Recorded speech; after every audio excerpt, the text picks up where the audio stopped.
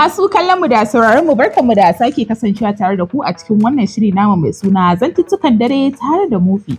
Wannan shiri kada ku manta kullum yana zuwa muku ne akan channel ɗinmu mai suna Alheri Channel inda muke kawo muku tatsuniyoyi na da kuma na yanzu amma mun fi mai da hankali akan tatsuniyoyin da saboda yawanci yanzu ba a fiye samun irin tatsuniyoyin nan ba ana yi a matsayin kamar yadda ake mana da muna yara. To abin da ya kamata ku yi shine ku yi subscribing channel ɗin nan, ku yi following, ku yi liking, ku yi sharing yadda mutane da dama za su samu. Ni ce taku a koda yaushe Mufida Adnan nake karanto muku irin waɗannan tatsuniyoyi. A yau tatsuniyanmu na yau shine akan biri, kura, bunsuru da kuma akuya. Za mu ji ya fafatawar za ta kasance tsakaninsu. Idan na ce gatanan ku sai ku ce ta zo mu ji ta. Ji ta zo, ta zo mu ji ta. Gatanan ku ta zo mu ji ta. A cikin wani daji akwai wata kura wadda ke da gidanta mai kyau kwarai da gaske a wani kogo.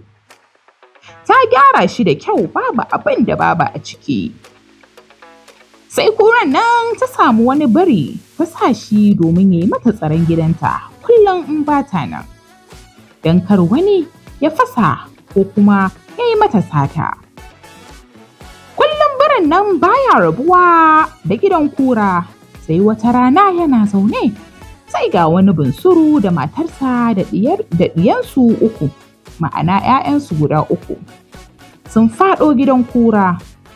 Dalilinsu kuwa shine sun tafi kiwo har dare ya yi musu suka rasa hanyar komawa gari.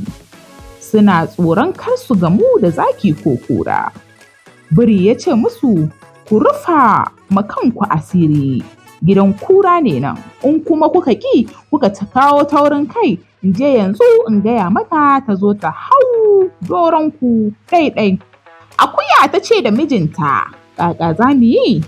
Biri ya ce, ni fa na gaya muku, ku gudu, in ba haka ba zan kirawo ta. Sai bunsuru ya ce, tafi ka gaya mata, masu gidan ne suka zo. Da biri ya tafi, sai bunsuru ya ce da matarsa, in mun ji tafiyarsu, ki tura ɗiyar nan cikin kogo. Idan sun fara kuka, sai ki gaya mini ni kuma in tambayi me suke so. Daga nan, sai ki ce naman kura ɗanye suke so. Biri da ya je wajen kura, sai ya gaya mata cewa ga wasu nan sun zo gidan yayi su fita sun ki su tafi. Ita kuma kura sai ta tsorata. Har hankalinta ya tashi, kura ta ce su tafi su gansu. Sun kusa komawa sai suka ji akuya tana cewa mijinta, akwai ƙingin najiya yaran nan sun ƙi su ci, sai naman kura ɗanye suke so. Da kura ta ji haka sai ta ce ma biri ya tafi ya gaya musu bai ganta ba. Kura ta yi cikin daji, biri ya tafi ya gaya musu. Su kuma suka samu gidan zama. Amma me yasa wai duk wani labari in dai akwai kura akwai biri a ciki ƙarshen labarin sai ku ga irin tsoro ya shigo ciki, maybe kura ta gudu ko biri ya gudu ko biri ya faɗa wani tarko. So kun ji dai labarin biri, kura, bunsuru da akuya yadda abin ta kaya. Daga ƙarshe dai kura da ta ga abin ba zai yiwu ba sai ta gudu, biri shi ma ya yi ta kansa ina ga saboda tsoro.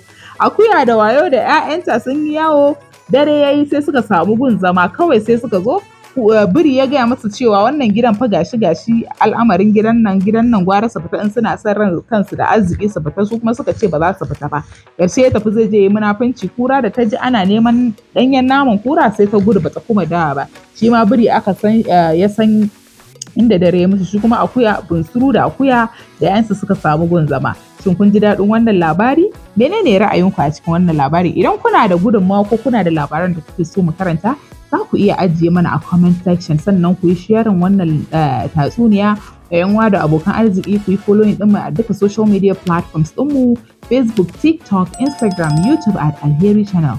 Ku yi subscribing, ku yi following, sannan ku bar mana comment ɗinku a yayin da muke kawo muku duk wasu tatsuniyoyi na da. Ni ce taku a koda yaushe Mufida Adnan wacce aka fi sani da Mufi, nake cewa sai wani jikon.